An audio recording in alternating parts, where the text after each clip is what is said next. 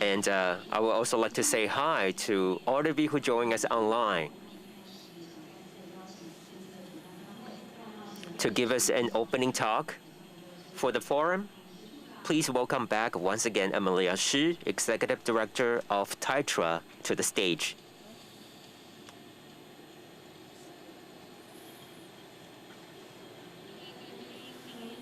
Ladies and gentlemen, players from the industry, good afternoon.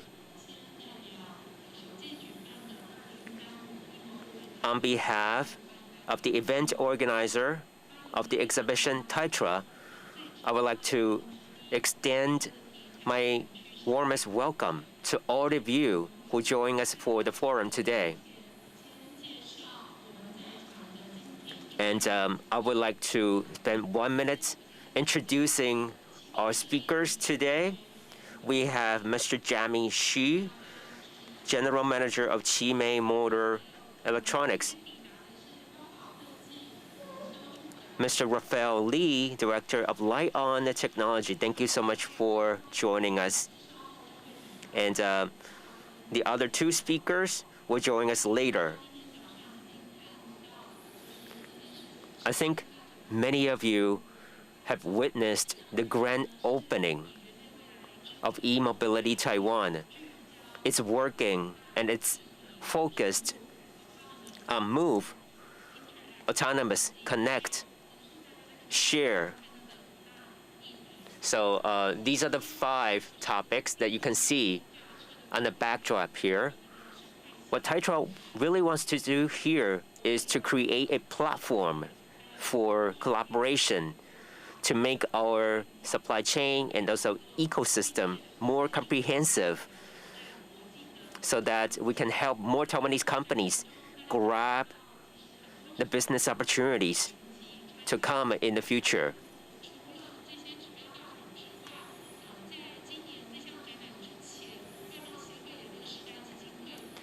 And also before the exhibition, Taitra and also the EPIC Foundation from Taiwan has also organized the Global Demo Day, a startup competition for startups from all over the world. And we have only one group making it to the final, that is CHIMEI Motor Electronics. I'm very proud of you.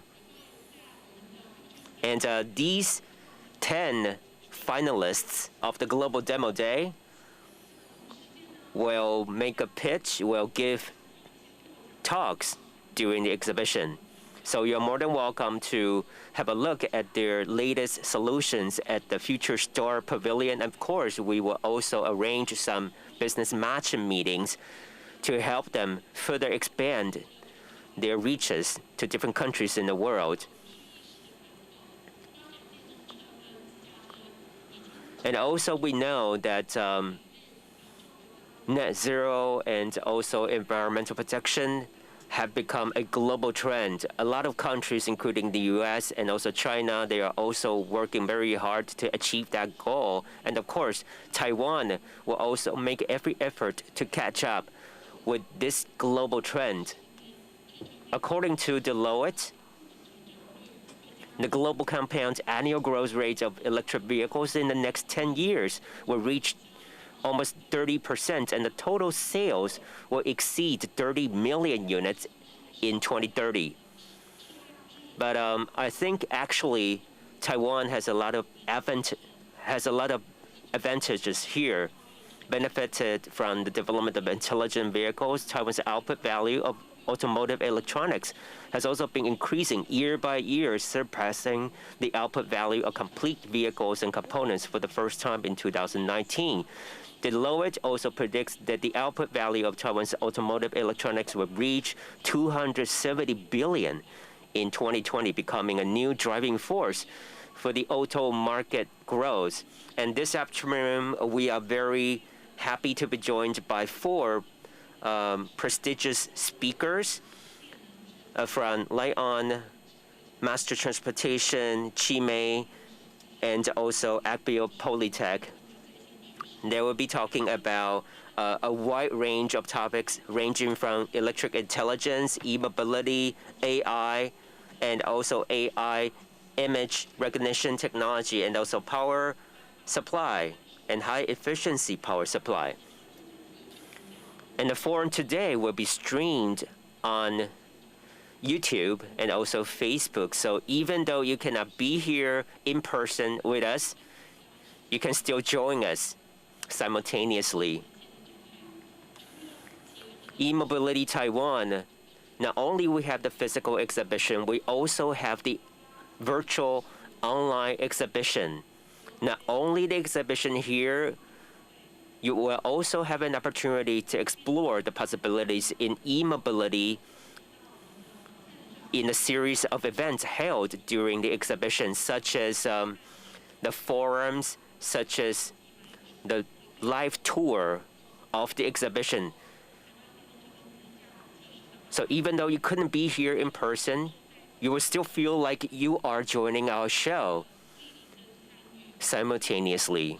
So lastly, I would like to wish the forum and also e-mobility Taiwan every success. Thank you once again for your participation. Thank you to Amelia, Executive Director of Taitra, for opening the forum this afternoon. Yeah, e-mobility definitely is a global trend for the future. And EVs will account for 25% of all cars in 2030. So we are very much looking forward to the talks going to be talked by our speakers this afternoon. Firstly, we are going to invite Mr. Rafael Lee, Director of LITE-ON Technology, to talk about electric intelligence, future of mobility. Let's welcome Rafael.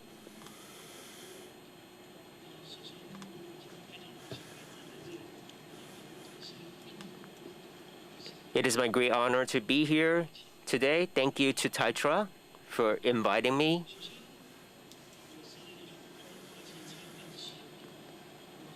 I'm Rafael from LITE-ON Technology.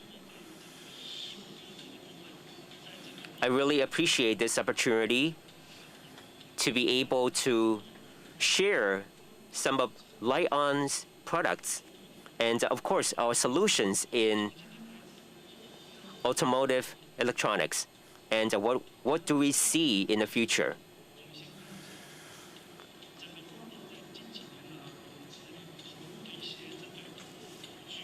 Okay, we've been working on 5G, clouds,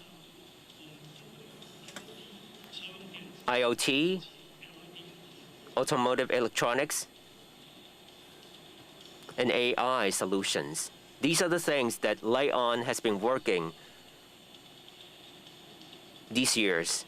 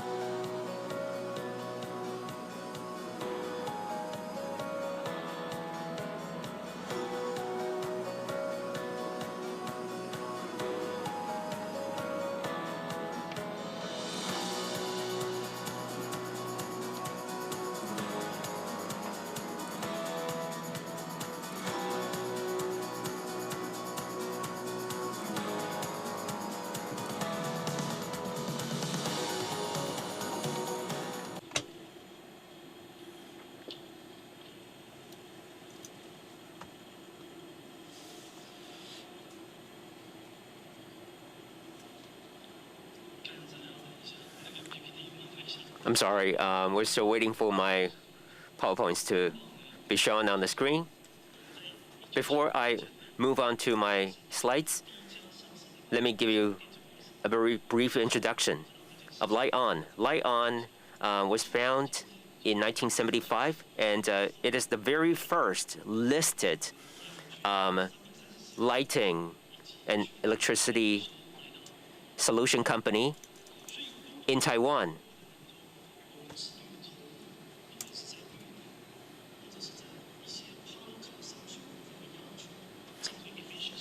And we are pursuing a greener power supply solutions. It's because we pay a lot of attention to environment protection. And just like what you saw in the clip, we are trying very hard to develop related solutions in 5G, in AI, in cloud, and also 5G. So we mainly focus on our products in 4 areas.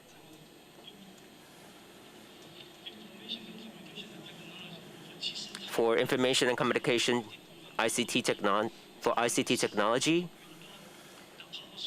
we are providing a variety of power solutions.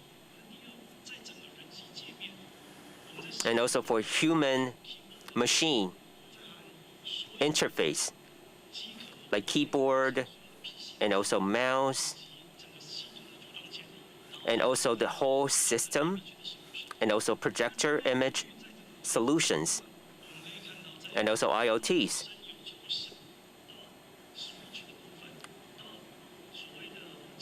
From switch to wireless solutions that could be used outside. For example, you can actually find LITE-ON's products within your smartphones. Your power adapters could be LITE-ON's products. Or also for small size industrial computers, probably the motherboards are made by LITE-ON. So LITE-ON is actually with you without you knowing every single day. And LITE-ON's LED business is doing very well in the world. We have the world-class R&D capacity. We are also an OEM and also an ODM company. From lighting to infrared to sensing to UV, all these LED products are manufactured in LITE-ON. And for automotive electronics, probably a lot of people don't know that LITE-ON has been working on automotive electronics for 42 years. We have a complete supply chain. We have a very comprehensive R&D sector. We also have a global marketing department. So we actually have a lot of experiences in terms of automotive electronics, for sensing, for cameras, for ADAS, for in-vehicle LED panels, and also exterior charging or onboard charging. Those are the things that LITE-ON provide as well. And I'm going to move on to my first slide here, that you can see this plug-in electric vehicle market. Actually, for automotive electronics, we are right now in a booming era of e-mobility. Let's have a look back at 2020. The sales of EVs, it only accounted for 4.4% of the total sales in the year, about 3.42 million units. But in 2030, it will increase to 39%. So that you can see that this market is growing. We have the support from the government for sure. Like EU has been promulgating a lot of regulations. They are actually having a lot of requirements that have become an incentive for those automakers. And also that has become an incentive for the EV market to grow. So from this kind of internal combustion engine, transitioning to EVs, you can see a lot of different standards in different countries. But probably a shared agenda is that the goal should be reached in 2030. Like in Sweden, they have very strict regulation asking their car makers to accelerate the transition to EVs. And in the US, the government asked for charging stations to be installed in different places in the country, up to 500,000 charging stations around the nation. And what is the difference between EVs and gasoline cars? You can just imagine that you can just see the EVs as like a children's car. That's something they can control with a remote, because the motor is empowered by the battery. So it actually changes the whole paradigm. You are actually converting the power from the battery, and then you are using the power of the battery to support the operation of the computers or different machines in the car. So probably in the future, you will have the batteries up to more than 650 voltage. Of course, you can still see some limits right now, but they are trying to elevate the ceiling for the future. And it's very difficult for you to find a total solution provider, because this is not something that the existing automakers are making already. So that means there are a lot of opportunities for you to explore, for you to enter the market. So what does LITE-ON do? So as when we go to motor sensing and power and imaging, we all have product on these areas. For example, when you look inside the car, when in 2015 or even earlier, when you back your car, you would hear this warning signals, and now you have radars. But if you drive out of your parking lot, you will have a round view camera. So these sensors, how do they help you drive?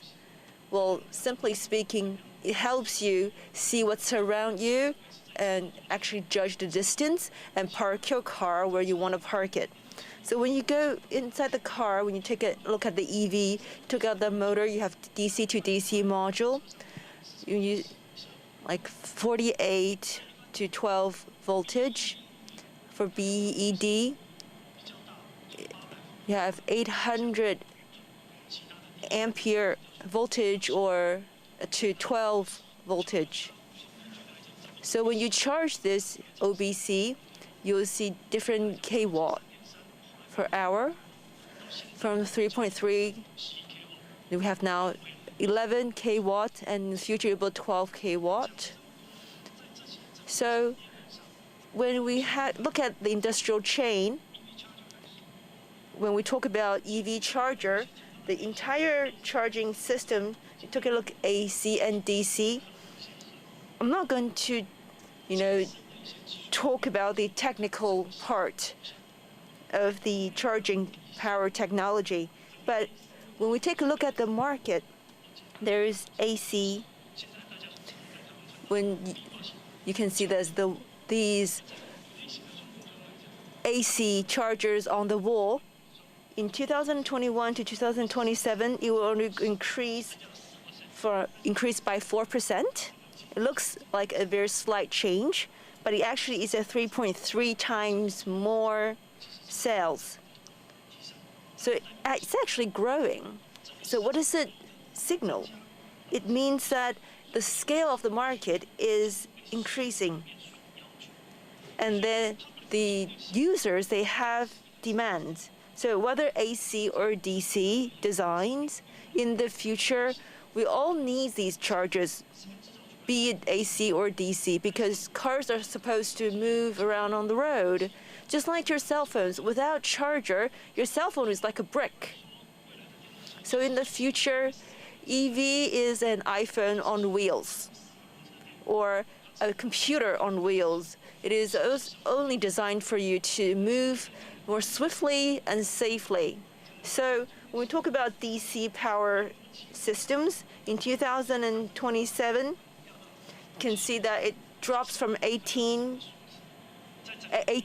to 75%. As for the sales revenue, you can see that it is actually increased by 3 times more. So we can see that it is actually a booming market. So when we analyze these statistics, we can talk about AC and DC. The DC power system has 3 different types. One is lower than 50 kW, is 50 to 250 kW, and the third one is 250 to 400 kW. So in 2021, the DC 50 to 250 kW, it's like 80%. I'm sorry. In 2027, they would come to 62%. I think it is decreased from 80 to 62%. So it means the demand for a 400 kW charging system increased. And these kind of changes means that the EV nowadays, they are actually hybrid. You can also add gasoline.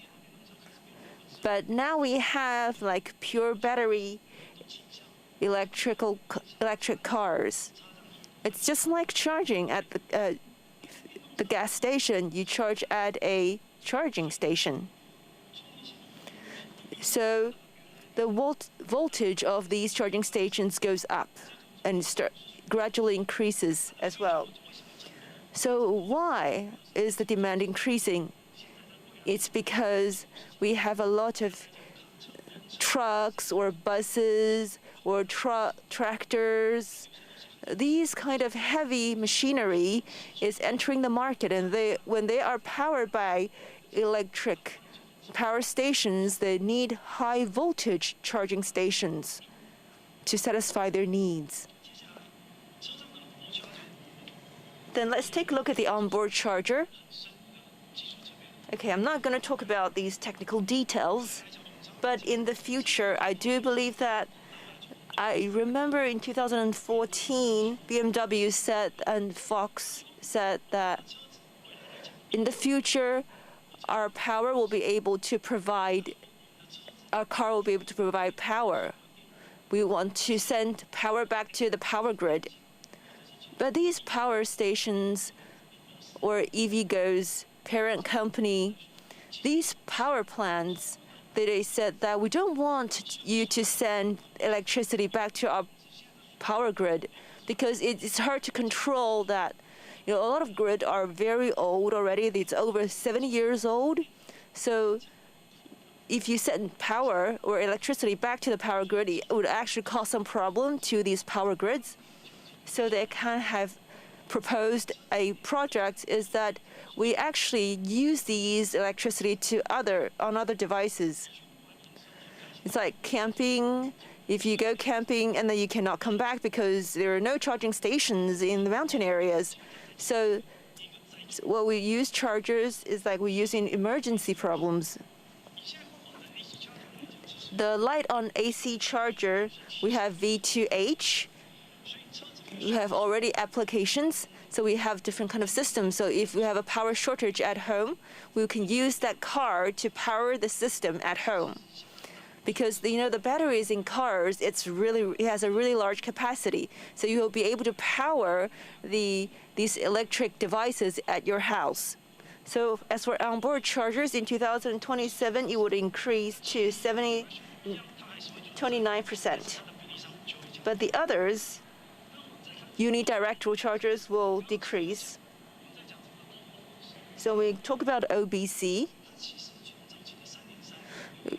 So from 3.3 kW or 6.6 kW, we now is upgraded to 11 kW, and in the future maybe 22 kW. What does that mean? It means that the development of OBC is actually on track with the development of AC charger. So in order to develop OBC, we can use a 19 kW power charging station to charge this OBC. So when OBC is getting a larger capacity, you see that the other charging stations go 48 ampere. So it has a higher voltage. So that's the development and involvement. You see that when the OBC grows, the scale of the OBC grows, so is the AC charger. So you can see that 6.6 kW, that is in 2027, it will be the third largest. So in 3 to 5 years, the 11 kW charger for OBC is the mainstream in the market. So in brief, when we are designing these charging, we only need one module, and we can apply it to, single phase, phase powers for many different applications. So as for the converter, we have D to D converter. The system range, just as I said, is like under 650 voltage. So we don't have battery that's above 650 voltage. Because of the component, this higher voltage is like 800. Some of the new automakers, they have 900 voltage batteries. But in the future, 300 to 650 voltage batteries are the mainstream. But what will change is that the batteries that's above 650 D2D devices are used because these batteries are very high voltage batteries, and they were transmitting, the efficiency might suffer. And then, it's the usage of copper would also affect these devices. So aside from the change in voltage, there are also integration level. In cars, you have to actually pack a lot of devices into this car. So for EV, every ounce counts. It would actually affect how far this car can go. So mild hybrid cars, the DC to DC converter, it is an individual device. It cannot be integrated into the system. But BEV, this pure battery electric cars, it will have integrated system. It will have ABM, or you have drive motor or inverter will be combined. That's the future trend. So in the future, because the battery capacity grows, the converter is more efficient. Though we have high density, car design will be mainstream. So we have LED light. You must have all heard of the halogen light, or HID. You can see halogen light is 69% of the market, but 2020 HID halogen is 39%. Can you see LED and halogen light? You can see that HID and halogen light is actually accounts for 90% of the market in 2010. But in 2020, the LED lights occupies for 46% of the market. It is because it is easy, it's flexible, and it can be used for a very long time. As for the camera sensing, we have level 1. Before 2015, this camera is for you to take a look at the view in front of you, but it's mainly just controlling the lights. But level 1 to level 2, this stage, you must have felt like how much it has changed. Previously, we don't have these round view cameras, but now we do. Every car does have a round view camera and then multifunction camera. You can actually recognize, you have traffic sign recognition. If you have this 100-kilometer speed limit, and there will be your sensor will be able to see and detect and identify what this warning sign is. So you would capture the image of this warning sign, and through image recognition, it would be able to analyze what this is about. Because these warning signs are all about numbers or very simple images. So then when you're driving, they will have a set a speed limit to like 90 or 95 when the speed limit is 100 kilometers per hour. And that's what the systems can do at the moment. So for level 3, so we have different cameras in these cars. So they have a round view and front view sensors, like BMW automobiles, the new generation automobiles, they have 2 to 3 different kind of sensors above, like Audi V-Tron. I don't know if you have noticed, they don't have a mirror. They have a camera instead of a mirror. So they have a camera that shows the angles at the back, and it will be shown on your board. So it is very easy to see what's going on behind your car. But this camera sensor, however you move, they would be actually, just looking at the same area. It does not move. So we took a look at the development of the camera. And we have now 17 cameras that's integrated inside the car. You can take a look inside the car, see if anyone has fallen asleep. Did anybody break into your car? If you have driven Tesla, you have different kinds of camera sensors, even for parking. They have video recording. They have image recognition. So they're all for different applications, and they have trifocal cameras. So you'll be able to identify distance through this camera.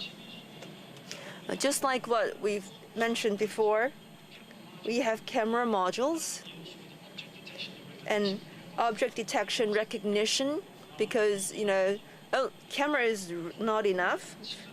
Then we have headlight, we have rear light, all kinds of light, all kinds of LED lights.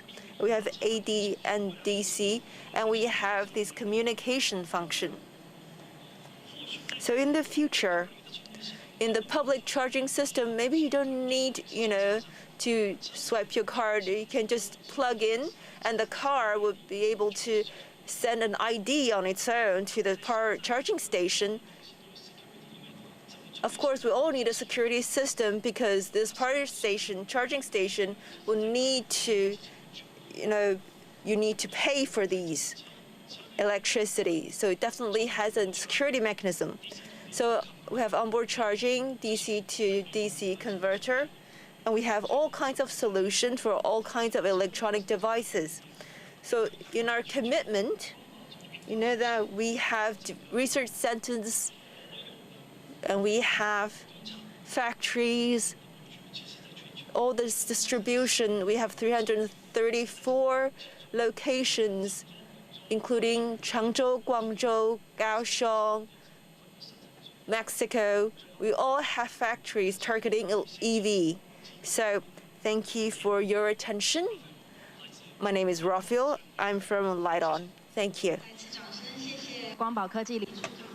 Thank you very much to Rafael for sharing so much with us on electric intelligence and also future of mobility. Thank you to Rafael again.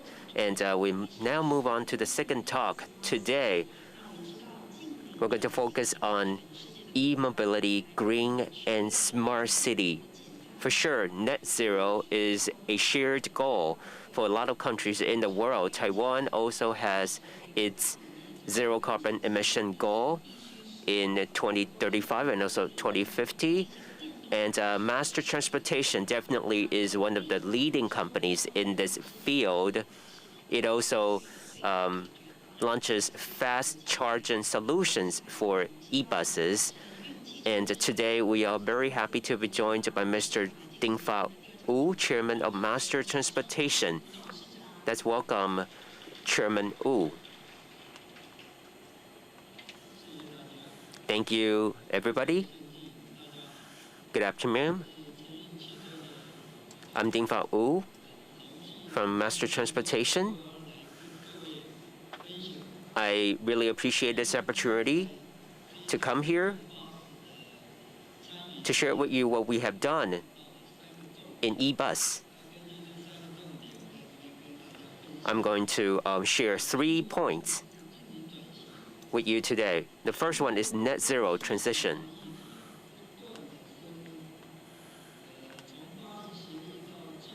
There is a rising awareness about greenhouse gas emissions. So we're trying to solve this problem through Kyoto Protocol, Paris Protocol. And right now, I think this has become a global trend to achieve net zero goal. And in Berkeley, as you can see, that the 8 actions needed by 2030 to get to net zero carbon emissions by 2050, increasing zero emission vehicles sales share to 50% is a big part of it. And I want to tell you that Master Transportation is ready. We are going to provide the cleanest and also with the least carbon emission e-buses.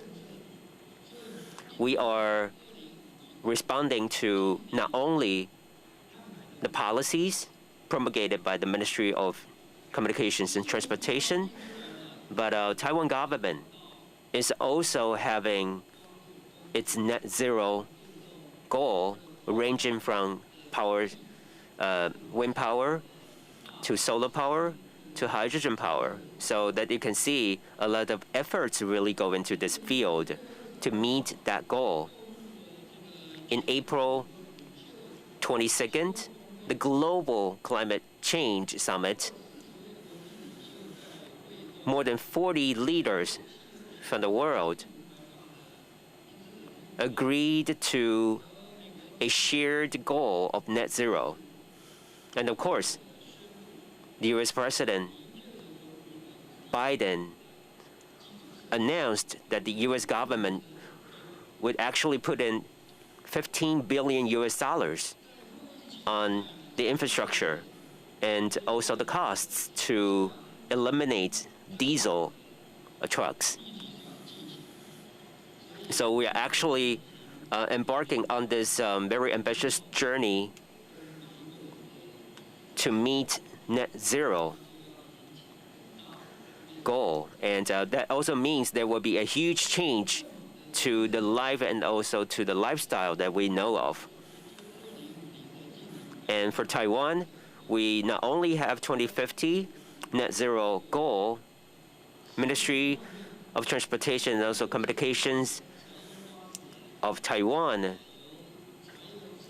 have also proposed to reduce the number of gasoline trucks and also gasoline buses and transition to electrified buses.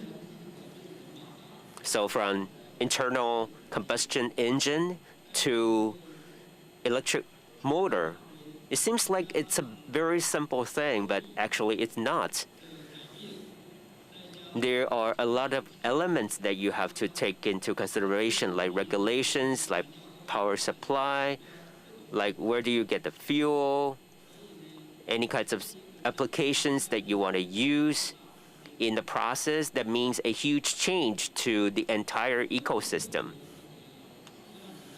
And to respond to this trend and also the government policies to have 16,000 e-buses on the road in the future. So master transportation has been working tirelessly to launch 3 types of buses for long distance e-buses. The world hasn't yet to see long distance e-bus, but master transportation is going to do that next year. Master transportation back in 7 years ago has started to work with Guoguang bus of Taiwan. We've been working on this long distance e-buses project for a long time. And the government is also generous to provide subsidies to buyers who want to purchase the e-buses to accelerate the elimination of diesel and also gasoline cars and transitioning to EVs. And also what the government wants to do by subsidizing local companies is to cultivate a local EV system and industry here in Taiwan.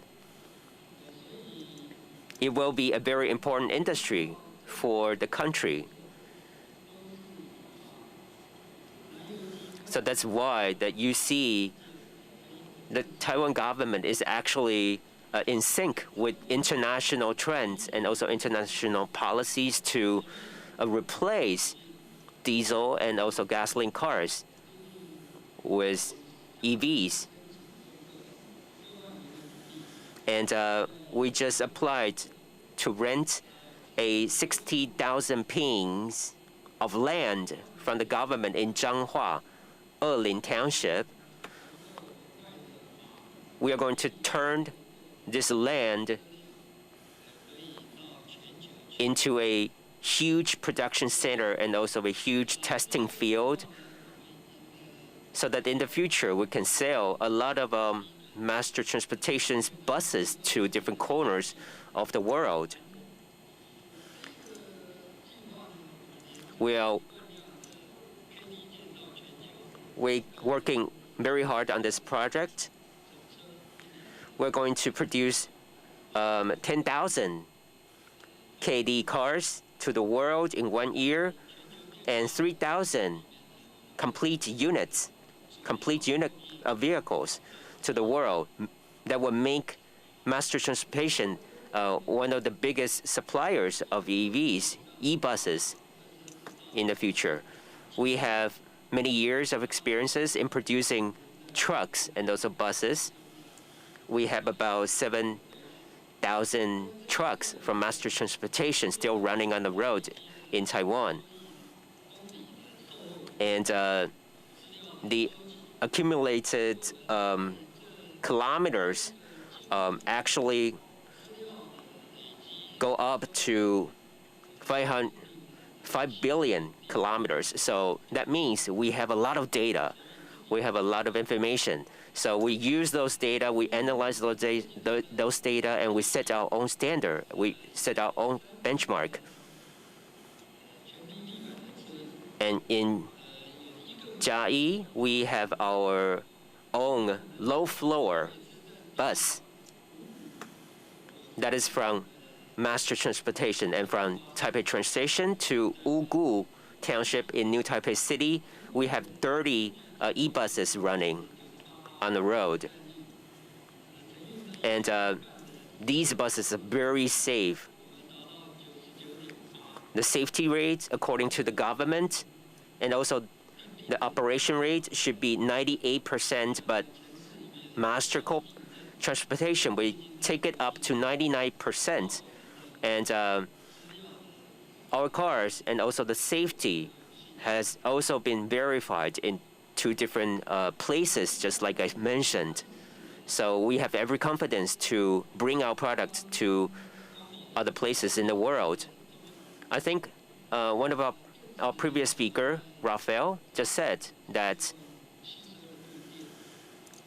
in Chiu, we're using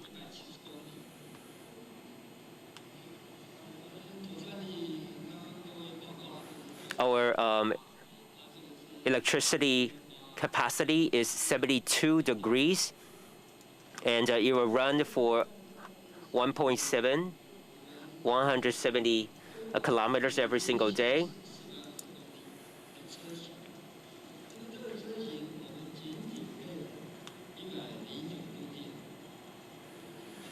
And also for the buses that run in the new Taipei city, just like I said, from Taipei train station to Wugu, the electricity, the kW kilowatt hour is only 109 degrees. That's much lower, and it could run for a longer distance, for 320 kilometers. That's because we have incorporated the idea of sustainability into the designing process.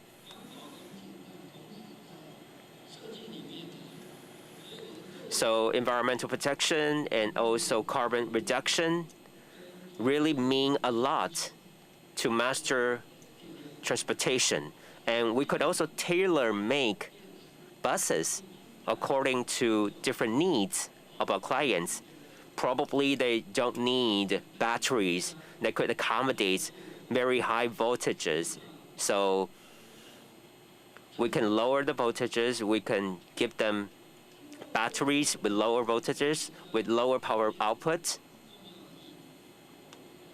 We can just give them what they want according to their needs. And also for carbon credits, what can we do on this regard? For each bus, it could run every mile with less power. That means it has more advantages in getting the carbon credit, right? So that would put us in a advantageous position on that regard.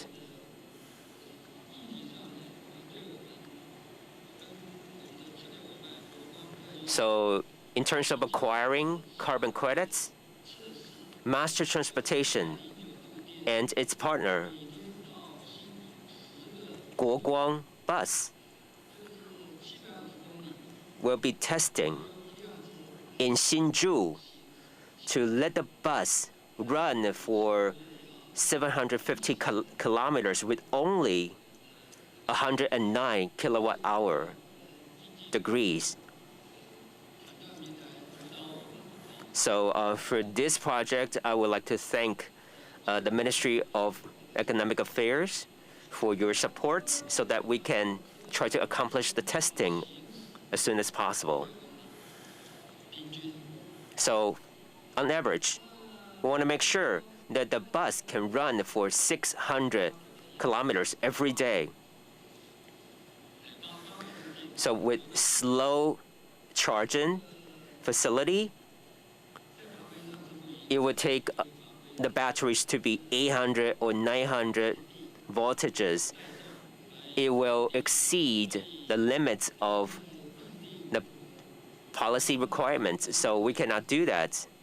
So for this kind of long distance buses, we go for fast charging solutions.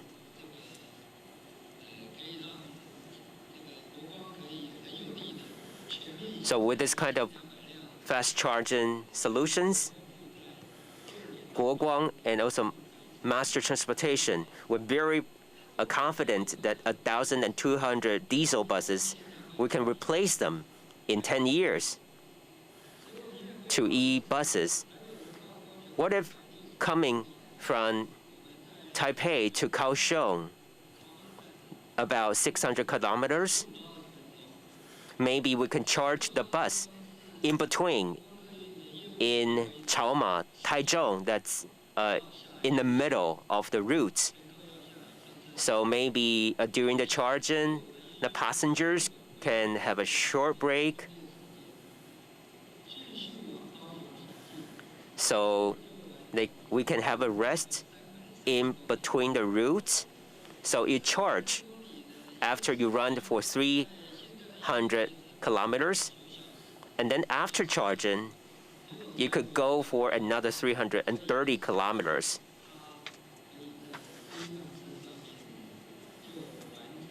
And this will also abide by the labor laws, right?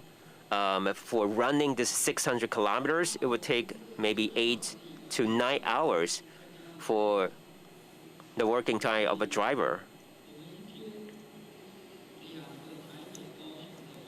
So for one day, back and forth from Taipei to Kaohsiung and from Kaohsiung to Taipei, you will make it 1,300 kilometers. We can run it with this kind of fast charging solutions. And this is our plan. I think we are actually are ahead of many other countries on that regard, because a lot of countries are still dependent on slow charging solutions, but we are working on fast charging. And this kind of fast charging for long distance run actually didn't work before in the other countries.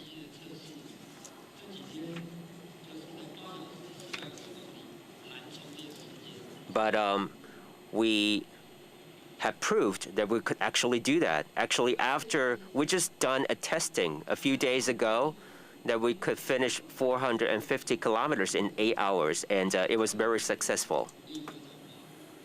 And the government is trying very hard to make this kind of EV industry also a local community too. That's why a lot of partners, a lot of members from the industry are also trying to set their foot in this field.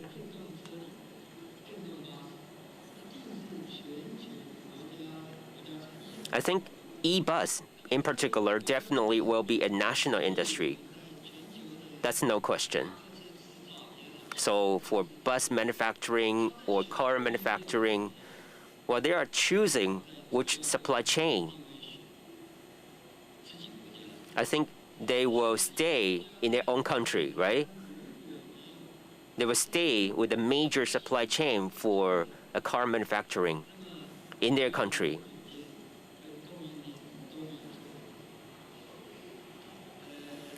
So that means you also have to have the components in your country.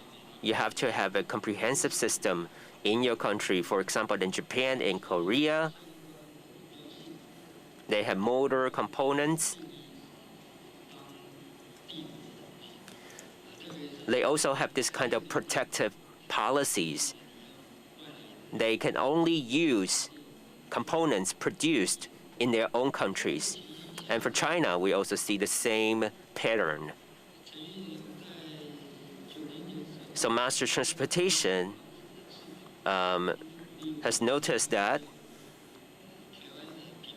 And 8 or 9 years ago, due to the support of the government, we have made up our mind that we really have to make it local. So we are also trying to export what we have to other countries. We have signed deals with 2 countries already, and we are going to export our KD components and also our models to these 2 countries very soon in the future. it's rather difficult for us to find a way to expand our reaches to other countries due to some economic predicament that we are facing right now, that if we want to sell our cars to other countries, we will have very high tariffs and also this kind of tariff barriers to break. So that's why we have chosen a different path to sell KD components to other countries instead of selling a complete car, a complete vehicle to other countries.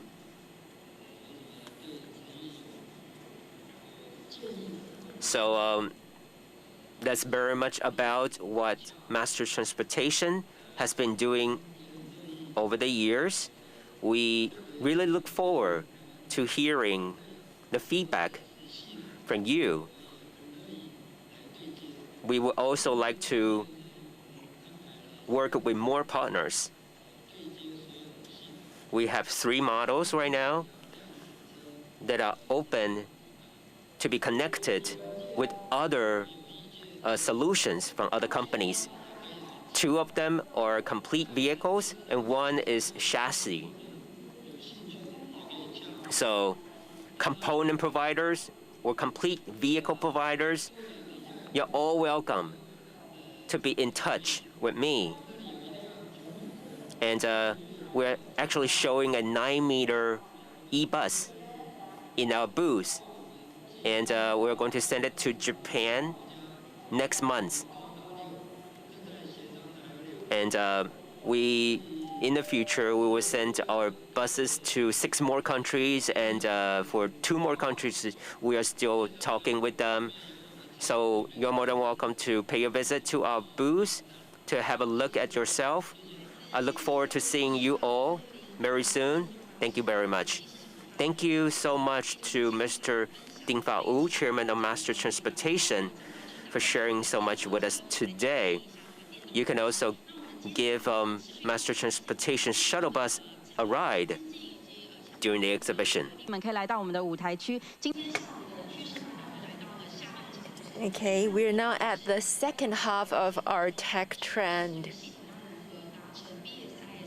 So we're going to talk about to see the embedded AI video recognition technology to future trend from the perspective of how the pure visual sensing system meets the requirement of BSIS regulations. Now, CHIMEI Motor Electronics has years of experience in the area, and they're going to talk about the development of this system to actually lower the possibility or the rate of traffic accidents by resolving the problem. Let's give Mr. Jamie a big hand of applause.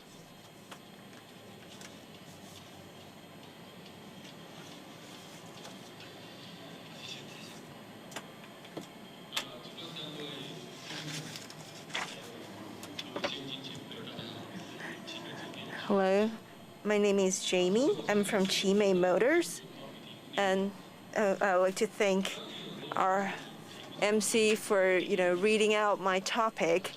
Some ask me, why is this topic so long? I think I'm trying to tell you a story of blood and sweat. This is a story that I can hardly squeeze that into one sentence. So that's as short as it can get already. So I have 3 emphases. One is pure visual, one is BSIS, one is embedded AI video recognition. So what is pure vision? So pure visual sensing system is actually in the world's first and the only system that is put into application. This is, this is the single technology that belongs only to Taiwan.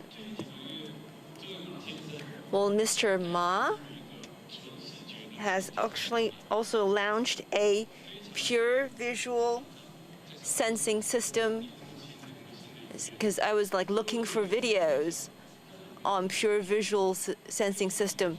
Now this person has more than a dozen videos on this system. I don't have stocks, shares in Tesla, but I want to say to professionals at Tesla, some people say they have level 2 or level 2.5 of the non-autonomous system. You might be right, but take some time to think more carefully about this. Can you actually find another car of the same standard that can be mass-produced and that can be bought anywhere around the world? If you cannot find another one, please do not criticize. If you have two phones in your hands and you're going to compare, but you have one cell phone in your hand and another is still in the production, then you cannot compare them, right? So it's not fair. So if you have learned anything about video recognition, I think you must have a hard time sleeping and resting, because you might realize that, wow, there will be a new AI research paper. It's published overnight. It's an open source paper, it's free. Then you realized your algorithm that you've possessed for like 3 to 4 years, should I just throw it away? Is it worthless? Then you start to debate. We have so many AI chips over the past few years. Now, I make embedded technologies, so I think real advanced technology is not how advanced this technology is, it's about how fast you can update this technology. From Nokia cell phones to now smartphones, that's, we have generations of change and upgrade. So I think this is something that's worthwhile, when you can upgrade your technology as fast as possible and with significance. So what is the problem that we're trying to solve? One is that the blind spot for trucks. So when it turns, you would have some of these wheel distance. So you can see these are very horrible issues. So if you really sit inside a truck and you can feel it for yourself, as for the blind spot. So here I'm going to provide you with a way to actually, kind of feel what's it like to be a truck driver. So you sit inside a car, this is what you see. This is so many mirrors, whether you are like 160 centimeters or 180 centimeters tall, you can see these mirrors, and yet there's reflection coming off of the mirror. So I think it is a very exhausting job to being a truck driver. I've often said to myself, I'm never going to let my son become a truck driver. It feels, it's exhausting, it's depressing, and it's so prone accident. You're not trying to crush people or run over people, but people just run into your blind spot, and then you're causing accidents. So I think truck drivers, they are actually, it's a very difficult job. So I have some statistics here for you. According to the statistic in America, they have 160,000 people died because of the blind spot accident caused by trucks. I think that does not include the drivers, because these drivers, they would not die because they ran over, cyclists or pedestrians, but they have caused families to break down, to fall apart. And that accident, the number of accidents is actually climbing. Every year, you see the equipment used in automobiles are upgraded. In the past few years, we have these auxiliary or assistance systems. But apparently, it's not solving the problem of blind spots. So when we talk about blind spot, in 2016, we have proposed the first generation solution. We call it intelligent camera. But in 2021, I think it is not too smart at all. So if you want to name a system, or a person, you must be careful because, you might come to regret it. So these technology upgrade can actually be really drastic. So this is the next generation. We started working with these automakers in Europe, and we actually worked on the bicycle detection system. So we have helped our client in Europe to require a certification in the detection system of bicycles, and has actually received great feedback on the market. And that's when we started delving deeper into this issue, because we really want to tackle the problem of blind spots crisis. And there are regulations on blind spots or trucks to actually avoid these problems. That's been an ongoing talk in Europe. So last year we have offered a new proposal. And this year we have been mass producing our solutions. Now I'm going to actually show you a video and to actually show you what this device is about and how it works.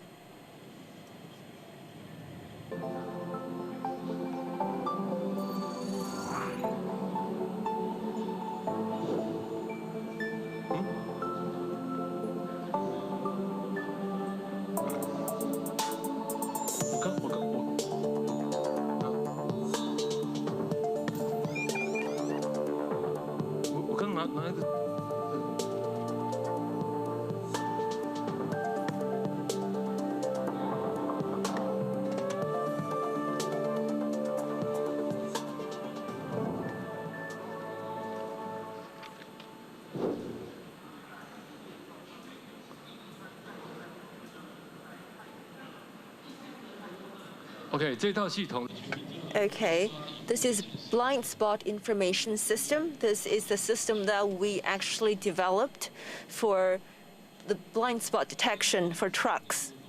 And just like what Mr. Wu said, that electric buses are what government is subsidizing over the past years, and these are the required equipment that must be used for electric buses.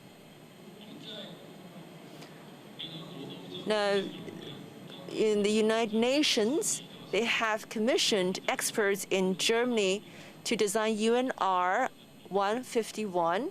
This is a regulation for blind spots as well. So it is compulsory, it is a requirement for trucks above a certain weight. So when we are researching or developing our product, how do we know that it is actually in compliance with international standards? So last year, we talked to the government and we applied for a project subsidy. We want equipment to actually test our product. And then we actually gained approval and permission. But because of the pandemic, we had to wait. And then we worked with the national laboratory, and then we actually worked with them to do a testing. So we are the first company to have completed an entire testing process in Taiwan. So I'm going to show you what the test results and how we tested our system.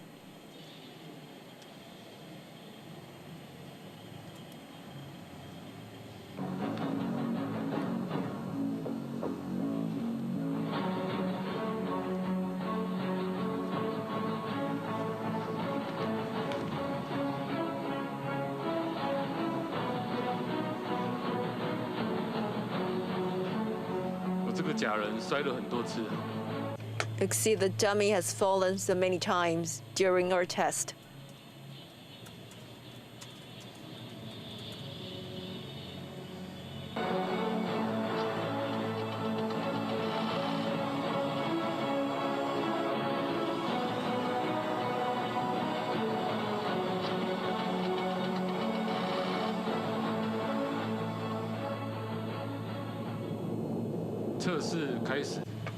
Okay, the test starts.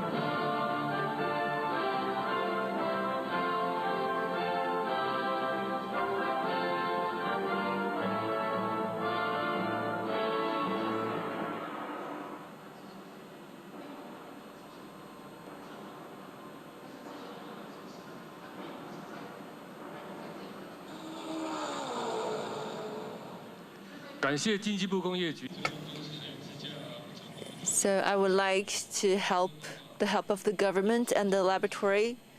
We have passed all the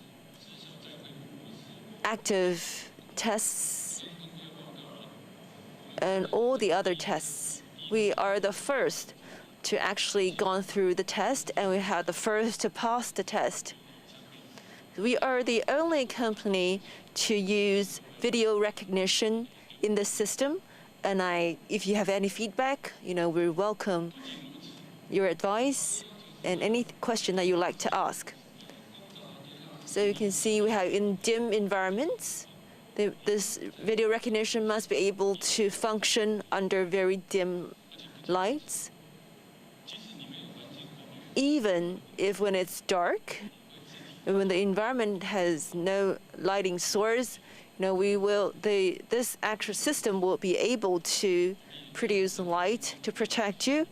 So we have also done some experiment. Even in heavy rain, the video recognition system is also able to track down, identify these moving pedestrians or cyclists. So even if our target is actually obscured or hidden behind certain objects, we'll be able to identify, analyze, and detect. You can see this person is actually blocked by the telephone pole or trees, but still it can be positioned by our video detection system. And our system can do much more than this. So if you have the need, you have the demand, we're very happy to sit down with you and talk about the details. So we can talk about our advantages for using the video recognition system. And of course, I can talk about the new generation products and what are the upgrades, what have we changed, what are the breakthroughs that we made. This is what I've been talking about, the upgrade of the generation. You keep troubleshooting, you keep thinking about what more can I do, what can I improve. You always go better and better and better. AI algorithms and technologies, they have advanced in great strides. So I think, software and hardware, algorithm, I think AI is about to thrive. So, but if you are thinking about participating in the development of AI, I think you're a bit too late because people are ready to enter the market already. But of course, I work for a company. I don't work for an academic institute. So, there are some things I really cannot tell you. It's just our secret. But if you're interested in our product, please welcome to contact us. But there are things that you can buy at the moment. I'm going to show you another video. That's what we did in Japan. This is what we exhibit and sell in Japan.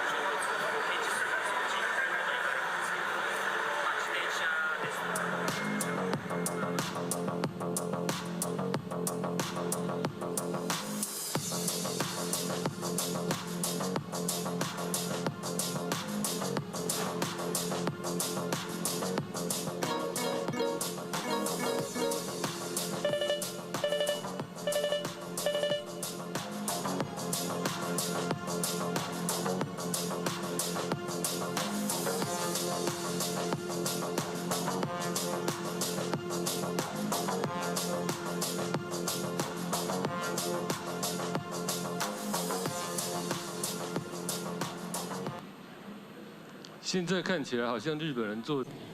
You see? I think, the videos made by Japanese are of higher quality, I think.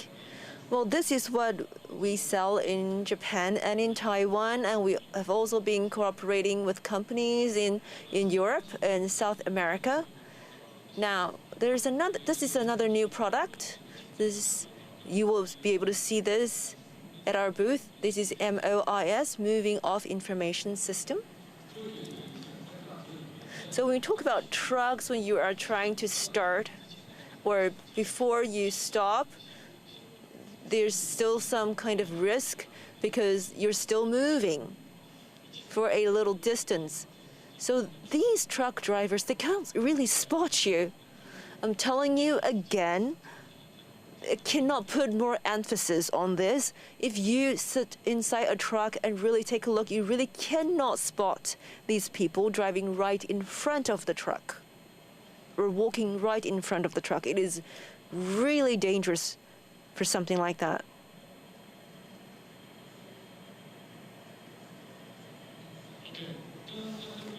Okay, so you'll be able to see an interactive model of what I've just shown you in the video at our booth. So if you have any questions, please come to our booth. And due to time restraint, this is the news from yesterday afternoon. So this is what we did. You don't have to buy our product, but what I'm asking you is, can we work together to help develop a safety solution for these trucks or buses? I always believe that if I offer high quality product, I will definitely find loyal customers. So after a century now, I'm going to heaven. I'm not lying to you. I'm not kidding. So I'll see you in heaven. I will be up there and I'll tell you another story that will make tears come to your eyes. Thank you. Thank you very much to Jamie from CHIMEI Motor for sharing a lot on CHIMEI's embedded AI video recognition technology to bring us a much more, much safer environment in the future. We have come to the last talk this afternoon. Power the world with sustainable renewable energy and high efficiency power supply. GroupAcBel, Polytech is working very hard to develop all kinds of environment-friendly solutions. And today we are very happy to be joined by Rayoung Chiu, CTO of EV Group of GroupAcBel, Polytech. Let's welcome Mr. Chiu. I would like to firstly thank Taitra for inviting me on behalf of GroupAcBel to talk about what we have done in terms of environmental friendly and also sustainable solutions. Okay, this is my outline. I'm going to firstly talk about climate change because climate change is something that influences every one of us, and how do we respond to this kind of global trend? GroupAcBel's vision, our action plans, and some kinds of changes that we have noticed in government and also industry, and also what my company is doing in terms of developing more e-mobility solutions. Okay, so climate change. This is the first thing that I'm going to touch upon today. These are some of the phenomenon that you can see: heat wave, flood, sea levels rising, temperature rising. These are the things that really affect our daily life today. And this is something that we really have to care about. CO2 emissions, and definitely we all know that CO2 emissions really play a big part for the greenhouse and also global warming that we see today. Despite many pledges and efforts by governments to tackle the cause of global warming, CO2 emissions still increased by 40% since the United Nations Framework Convention on Climate Change was signed in 1992. We actually see a lot of increase of CO2 emissions, particularly in transportation sector. It ranks number 2 in CO2 emissions. So that's why we are turning those gasoline cars into EVs. We see very few improvements in terms of reduction of CO2 emissions. The second biggest sector contributor for CO2 is transportation. Then what is number 1? That is energy sector.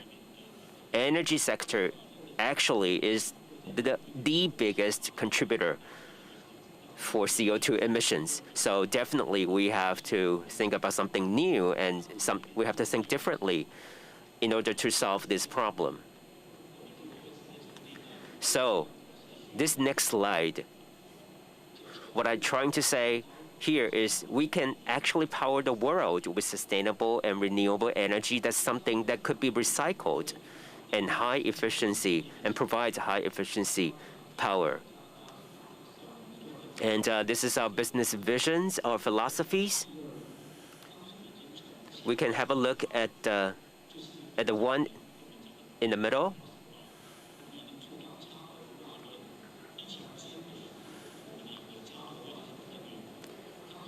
We are trying to come up with some innovative power supply solutions.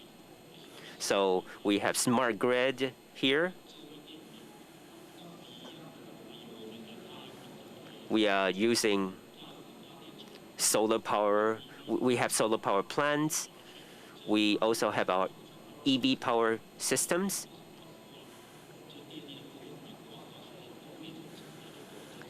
And also on the very bottom, we have PSU, PDU, power shelf. So we not only focus on a single product, but we're trying to spread our efforts to a more comprehensive total solution like smart grids in order to achieve the net zero purpose. Okay, these are also our visions: energy saving, energy storage, and energy creation. I think energy creation is very important. That's also where that LITE-ON can come in, because we do provide a variety of fuel cells. We can utilize natural gas to produce electricity. And this technology has been used in EU, in the United States, and also Japan. And also LITE-ON, we have our own solar power plants. These are the things that we try to do to try to reach the goal of net zero. And not only to achieve the goal, but we are also trying to meet the requirements, the policy requirements in Europe and also the United States. This is something that we can do. And also smart grid, just like I said, it plays a very big part in our total plan. And this next one, net zero by 2050. Yeah, this is a proposal by the International Energy Agency. It is just a suggestion. It is not compulsory. It just suggests that by 2050, it'd be good for us to achieve net zero.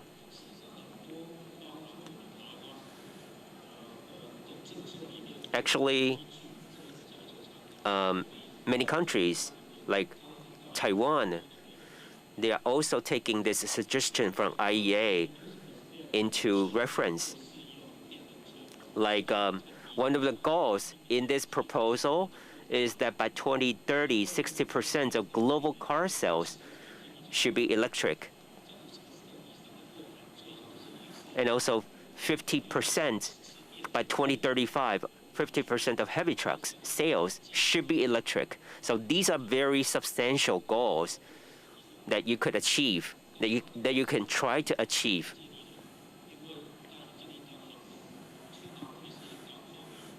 And also they take it to the aviation area too.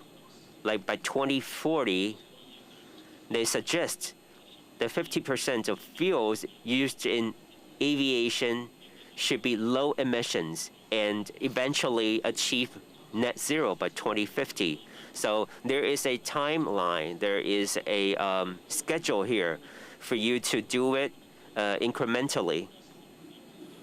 So a lot of our clients are also trying to reach this goal step by step. And we're also trying to do what we could accordingly. And this is the timetable for the fade out of fossil fuel vehicles in different countries. And many countries do abide by this schedule to try to eliminate fossil fuel vehicles. So they will try to ban the sales of fossil fuel vehicles.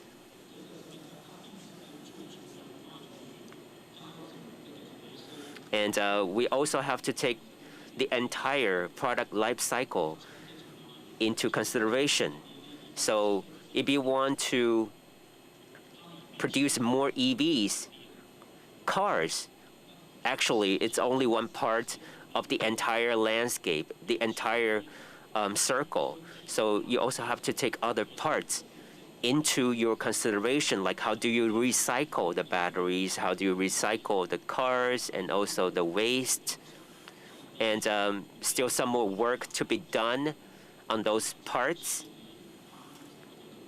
So we are still have some missing puzzles that we have to collect in this process so that we can achieve a circular economy pattern eventually. also carbon pricing. Actually, do you know that Tesla has made a lot of money from emissions credit sales alone? It's something that you can trade with other partners. So this is also something that you should take into consideration, that you have to think ahead. We actually have some advantages if we could also try to incorporate our solar power plant and also smart grids into this big picture.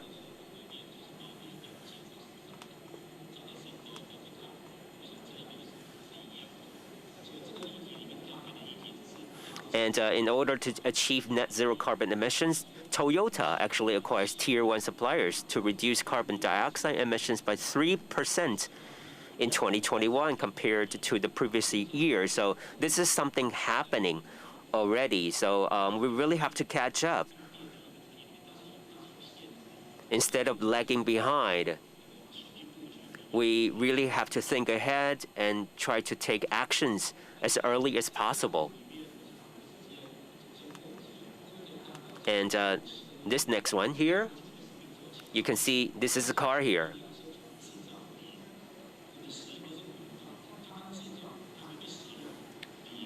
From the very beginning, from the very moment the car is produced, it hasn't been used yet. If it's not used, actually, its carbon emission, the amount of its emission is lower than an EV. But this kind of amount of emissions will be increasing year by year. So in the beginning, actually, the amount of emissions of gasoline cars are lower than EVs. It takes a few more years for EVs to actually reach a point that its amount of emissions are lower than gasoline cars. So that's also one of the problems they will want to tackle.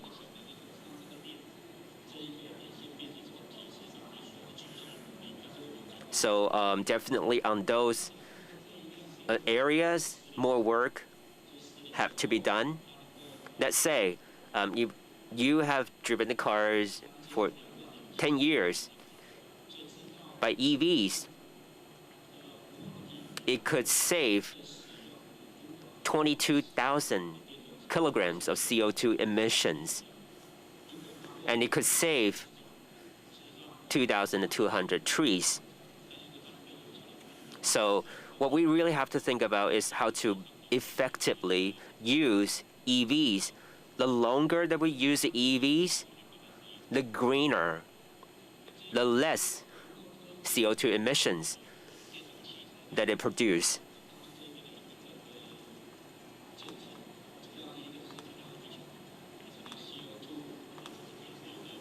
And what are enablers for e-mobility? Of course, it should be policy driven. We will try to reduce CO2 emissions, and we also need government incentives to promote e-mobility. And it could also be technology driven, like a lot of related technologies have come into the phase of maturation. So in terms of battery capacity, driving range and power capacity, renewable energy source, or charging speed, you would see improvements in these technologies. And the third one that I want to share with you is that enabler for e-mobility could be business-driven, because you will see more players, for example, OEMs coming into this field. All right, and next I'm going to share with you some of our technologies. SiC 3.5 generation semiconductor. It's very good in thermal management, and it's very light. So in terms of whether you want to add the horsepower or you want to lessen the car weight, maybe it's better for you to try to make your car lighter so that it can actually run even faster. So how to be light is very important. And e-powertrain integration solution, that's also one of the technologies that ACBel has.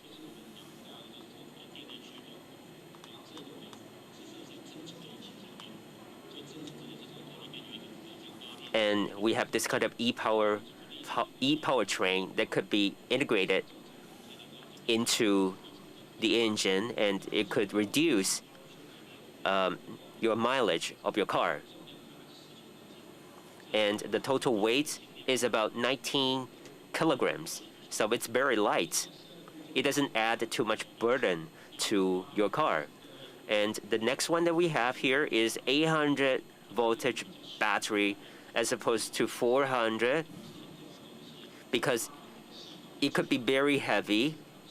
Of course, 800V battery car will be lighter than that of 400V. So you see that we have jumped from 400 to 800 here. And AI, it's another thing that I want to share with you here. According to PCM indications, AI will automatically try to manage your car here. And there were also AI-based algorithms to try to make this driving experience much more comfortable. Okay, my last slide here. Actually, some of the things that I have mentioned, just on this slide you can see more details. As I see here, we have much more higher power efficiency by 3 to 5%. We are comparing it to IGV, and we see this kind of increase by 3 to 5%. So your car can run even longer distances.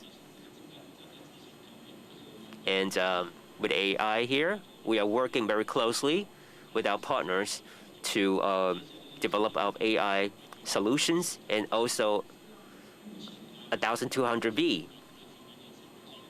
Yeah, we have other companies doing this too. It's not that difficult for you to enter this field, but how do you optimize this service? That's the question. So how do you reduce heat loss of wire resistance, and how do you increase charging speed? Those are the things that you want to think about too. And also here, you see some pictures. I hide some parts of the picture because due to business secrets, I cannot share that much with you for now. But what we can do here is to integrate power and also efficiency in a perfect way. That's the goal that we try to achieve. That's all for my presentation today. Thank you so much for your attention. Thank you to Mr. Chiu, CTO of ACBel. I would like to thank all four speakers for sharing so much insight with us today. Thank you to our audience here with us on site, and also thank you to you for joining us online. Thank you again. Tomorrow, we have more for you. We have more forums. We have product launches. So stay tuned online, or you can come here by yourself to e-mobility Taiwan. Thank you once again for your participation. Come to e-mobility Taiwan, physical exhibition or online exhibition, to explore the latest solutions. Thank you so much.